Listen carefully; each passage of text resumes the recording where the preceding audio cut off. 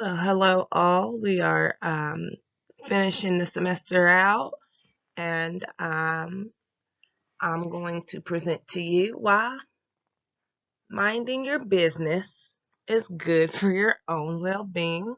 I am LaShawn McKenzie, and this is, of course, our Psychology 400 fall session. And let's get on into it. Minding your business for your well-being. I know you guys are probably thinking, well, that's not what we're here to do. We've learned how to help ourselves and others. We're going to find out how minding your business is going to be good for your well being. Um, so, what is well being? Um, we've learned plenty of definitions and ways that well being is measured. So, for this particular presentation, I'm going to use the simplest definition of well being I found, which is the state of being happy, healthy, and successful. Um, and then we need to know, is our own well-being important? Is it a priority? Where does it fall on the list for us and what it affects?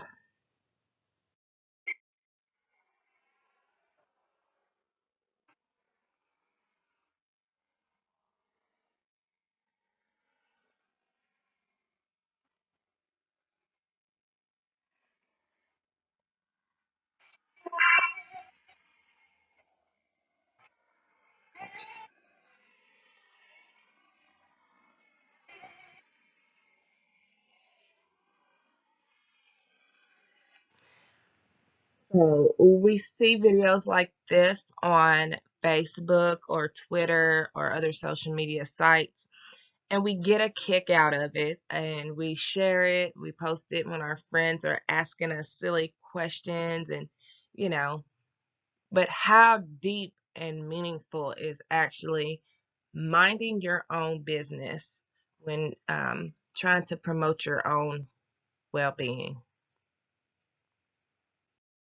We just saw the video about talking about mind your business, but why should I have to mind my business when they put all their business on social media? It's there for me to read, it's there for me to see, it's there for me to laugh at, it's compare myself.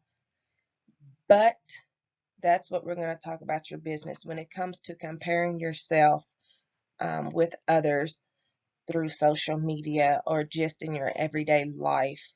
Um, so comparison is a natural reaction when it comes to humans and how we live our life. It's very hard for us not to look at what someone else is doing and compare where our life stands with it. Um, to get rid of comparison, we're going to have to retrain our mind and how we process what we're evaluating. Because as we've learned, what we evaluate and what we see on other people's life or social media is not actually always a reality. Um, the comparison is when we evaluate our worth or value to something or some that someone else has done or that the way that they're living their life. Here are some common comparisons that we tend to see.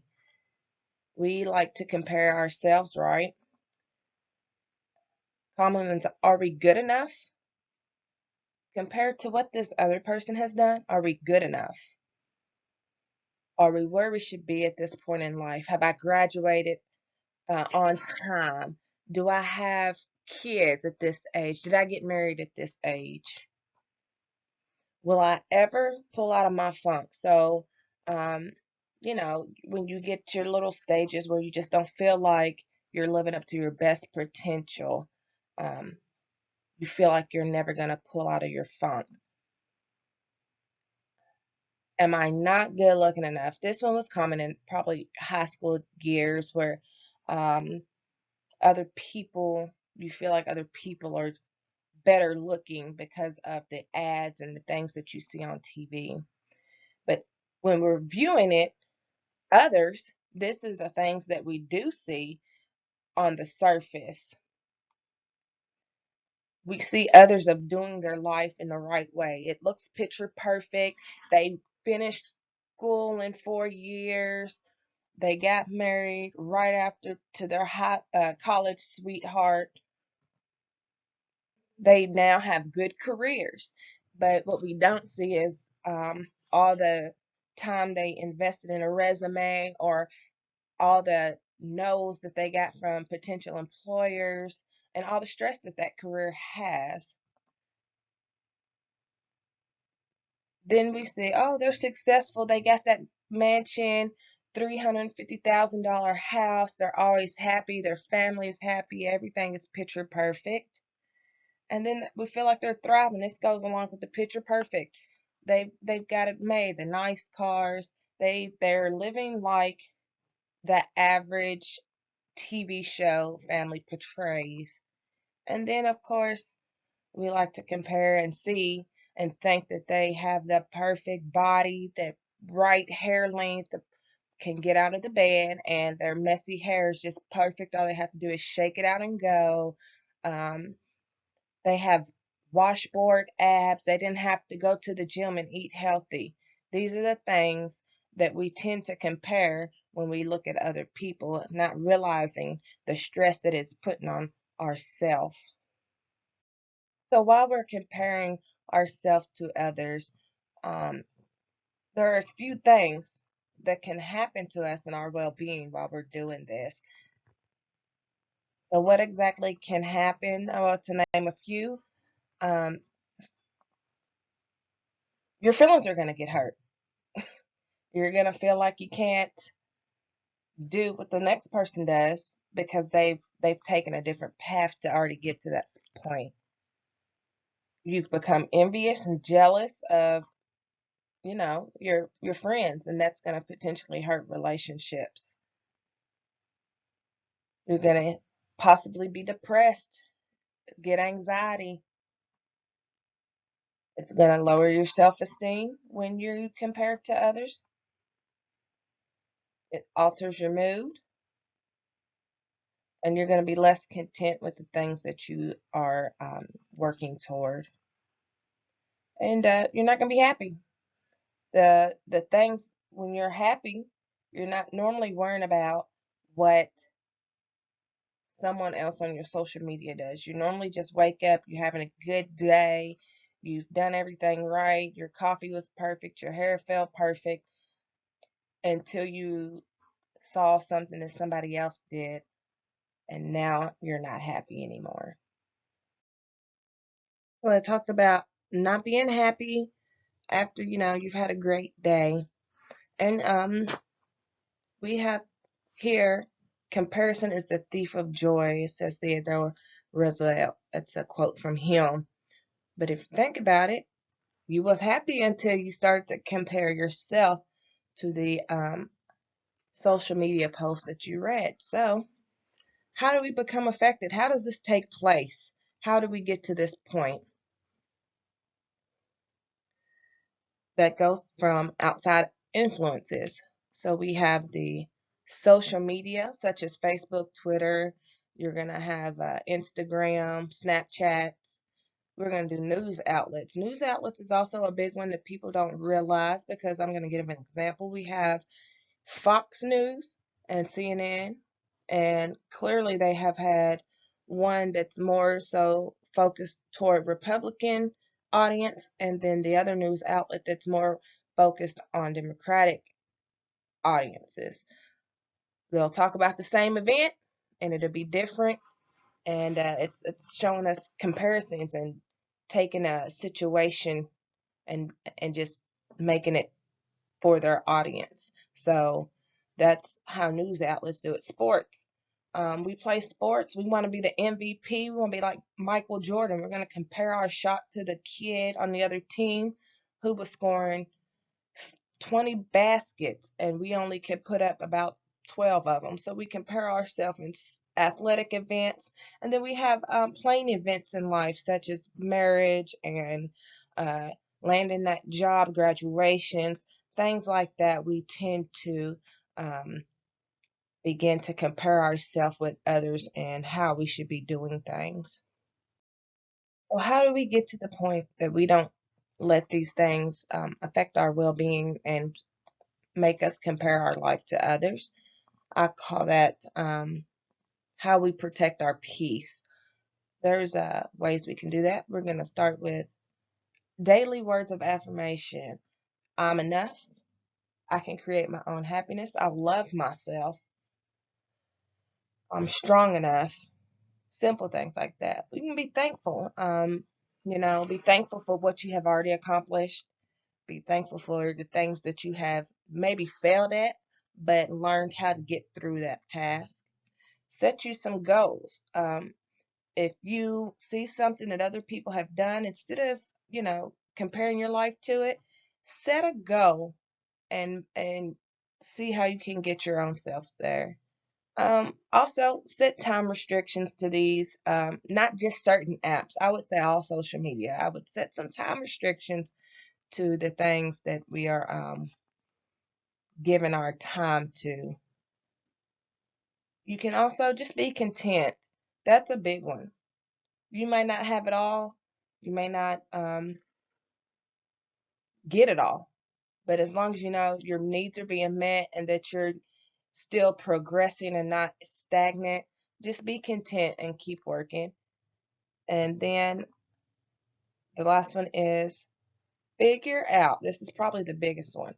Figure out what makes you spiral or what triggers you to make you want to compare yourself and try to be like others.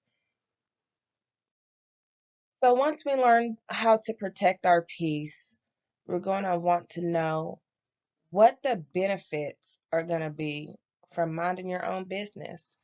Here's some fun little quotes that I found, of course, on Facebook. Um, Moisturized, hydrated, and minding my own business. This is a picture in the bottom right corner of a woman pushing her kid in a stroller while the house is blowing up, minding her business, not taking pictures of it, going on about her life because it doesn't concern her. And then the cute dog here is um, minding my own business and enjoying life because you can focus on that type of stuff. When you begin to protect your peace, it's going to make you self aware. You're going to focus more. You'll become more goal oriented. You'll be happier. You'll have a better well being, more productive. You get back your control when you mind your own business, and you're going to tend to be less stressed as well. So let's figure out how we can implement the change and retrain our thoughts and processes not to compare. We don't want to compare.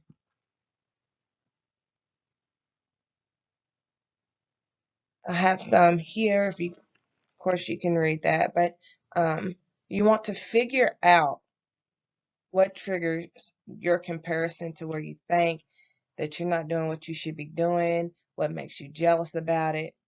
Figure out what that is. And then once you do that, you can acknowledge what needs to be done to get to that point, or acknowledge what you need to do to refocus in on yourself. You want to take accountability for yourself too, and your actions. So then understand that when we compare ourselves to others on social media and games and sports and events in life, it's not always what we see. It could be different.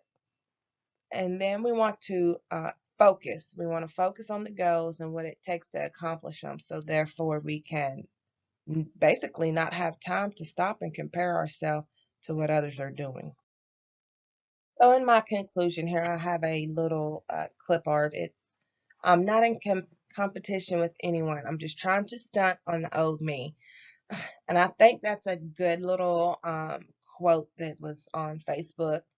which I guess, they say you find when you use your phone or you talk, it pops stuff up.